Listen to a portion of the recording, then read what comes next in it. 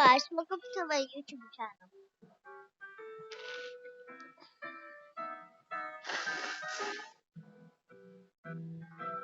Sorry guys, I'm ill today.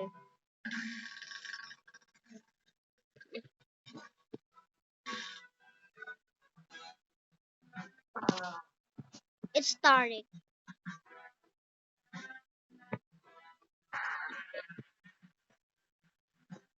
Di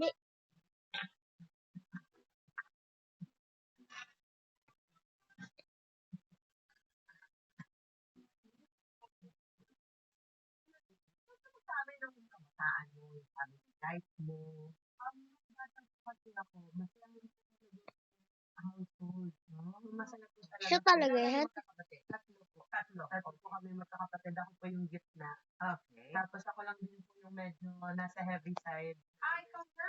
Yes po. Bali ako po yung paborito mo. Nag-feeling na ako yung paborito kasi ako yung laging pinapakita. What age ka nag-umpisa na bumigat? Kasi po nung nanganak po ako, malaki na po talaga. Teka, wait now. Po ata ang malaki yun. Oo, malaki. Siguro po nagkaroon ako ng phase sa buhay ko na pumayat ako mga 7 years old po ako. Pero tumaba lang din po ako ng 8. Isang taon lang yung ginugol ng payat na days. Anong pinakamabigat mo? Ngayon po. Ngayon at the moment po. Yes po, yes po. Pero kasi po nun, malaki na ako. As in, ako yung pinakamalaki sa buong batch ng ng school namin. Kaya talagang sa akin sila nakafocus. Kasi doon parang sobra pa talaga yung bullying. Was there ever a point na naudyukan ka sila na ipaglaban ka dahil din sa mga kung ano-ano mga pinagsabi sa'yo? Hindi po, hindi po ako hindi po ko lumaban. Inahayaan mo na yung mga ganun. Iiyak ko lang siya. Kasi po, tita, pag umiiyak po ako, feeling ko, nalalabas ko na siya. So, kapag ka masama ko yung loob ko, iyak lang ako, okay na ako.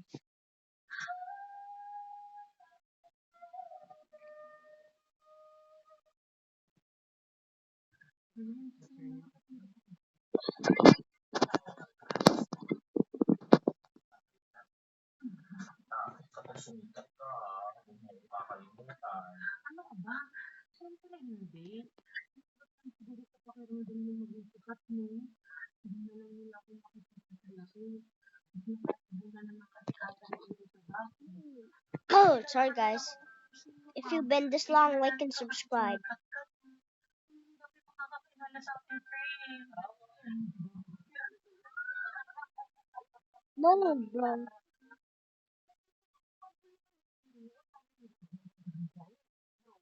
Pinakita ng sa lahat yan, di ko na huwag na nga. Ano? Nando yung picture na lang. Hello po, Pastor po. Hello po.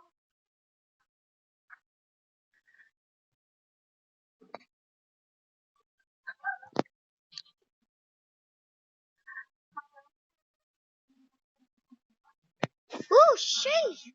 This is the best play ever. If I'm MVP, bruh. But still, thank you for watching. Like and subscribe.